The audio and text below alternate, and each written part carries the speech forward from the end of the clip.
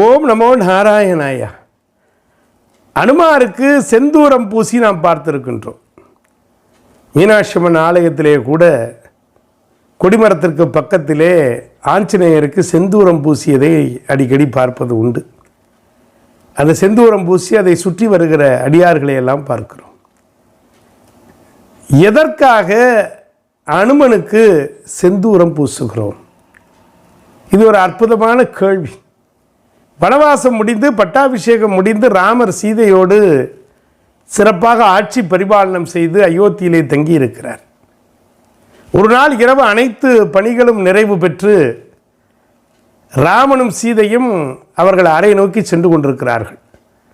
முதலிலே சீதை சென்று விடுகின்றார்.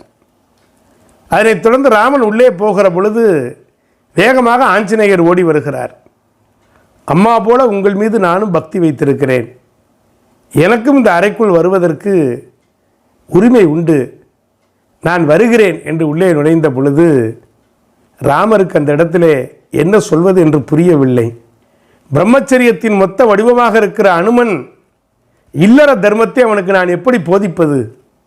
கணவன் மனைவியாக இருக்கிற நானும் சீத்தையும் தனி அறையிலே இருக்கப் போகிற இந்த நேரத்திலே அனுமன் இப்படி வருகிறானே என்று சொல்லி, ஒன்றுமில்லை, சீதையோட பக்தி உன்னுடைய பக்தி எல்லாம் ஒன்றுதான். ஆனால் பார், சீதை நெற்றியிலே செந்தூரம் அணிந்திருக்கிறாள், எனவே அவள் உள்ளே சென்றிருக்கிறாள், நீ செந்தூரம் அணியவில்லையே என்றாராம். உடனே அனுமன், செந்தூரத்திற்கு அவ்வளவு சிறப்பு இருக்கிறதா?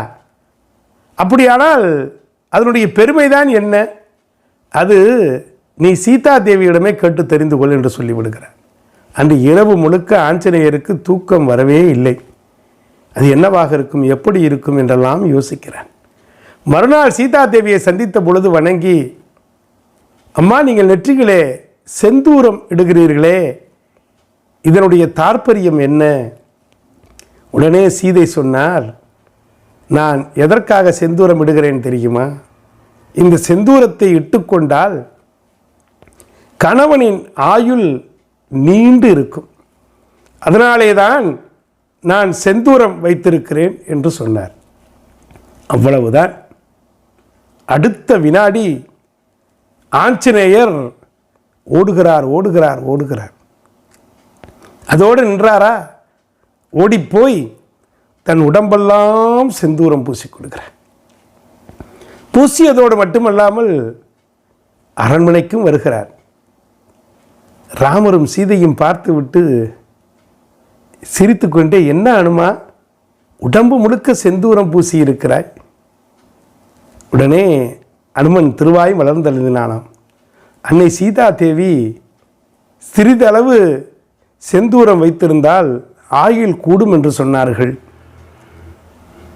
நானும் உங்கள் மீது முழு அன்பு வைத்திருக்கிறேன். அன்னையார் சிறிதளவு தான் செந்தூரம் பூசி இருக்கிறார், அதற்கே உங்கள் ஆயுள் கூடுகிற பொழுது நீங்கள் யுகந்தோறும் வாழ வேண்டாமா?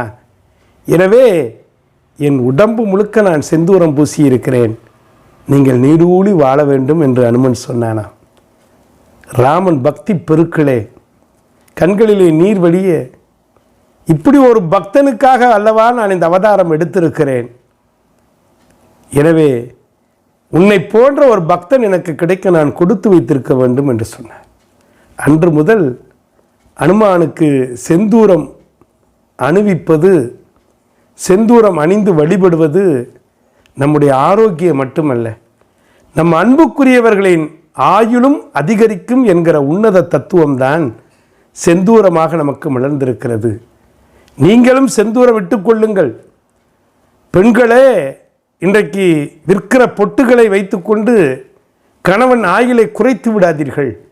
நெற்றியிலே திலகமிடுங்கள், செந்தூரமிடுங்கள். அது கணவனின் ஆயுளை கூட்டுவதோடு மட்டுமல்லாமல் உங்கள் உடலுக்கும் நல்லது என்று ஆஞ்சநேயர் நமக்கெல்லாம் அறிவுறுத்தி கொண்டிருக்கிறார். எனவே ஆஞ்சநேயர் உடலில் செந்தூரம் பூசுவது என்பது அவரை வணங்குகிறவர்களுக்கு ஆயுளை கூட்டுவது என்கிற உன்னதமான தாற்பயத்தை செந்தூர தத்துவம் நமக்கு விளங்கி கொண்டிருக்கிறது. எனவே நாமும் செந்தூரம் அணிவோம், ஆஞ்சநேயருக்கும் அணிவித்து மகிழ்வோம். என்றும் இறைப்பணியில் மீனாட்சி மைந்தன் முனைவர் சண்முக திருக்குமரன்.